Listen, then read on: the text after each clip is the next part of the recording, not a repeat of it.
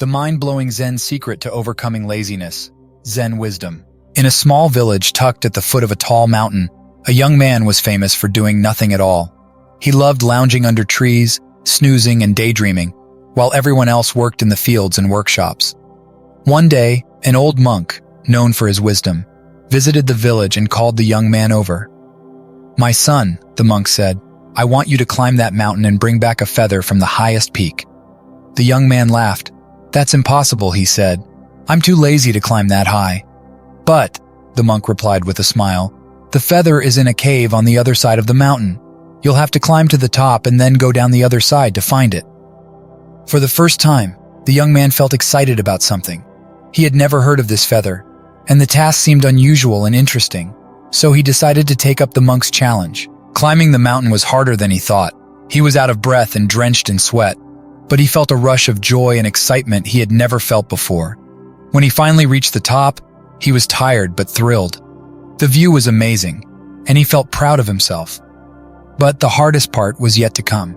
He had to go down the other side of the mountain to find the cave. It was even more difficult than going up. He fell many times, but he kept going, driven by the idea of the feather. When he finally found the feather, he was amazed by its beauty. But then he faced a new problem. How was he going to climb back up and give the feather to the monk? At first, he thought of giving up. But then he remembered the feeling of achievement he had felt at the top of the mountain. He knew he could do it again. So he climbed back up, pushing himself, even though he was tired and out of breath. When he finally gave the feather to the monk smiled. "Well done," he said. "Today you learned a big lesson. Laziness isn't something to be okay with. It's a challenge to beat."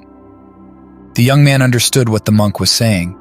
He realized that he had always been capable of doing great things, but had been held back by his laziness.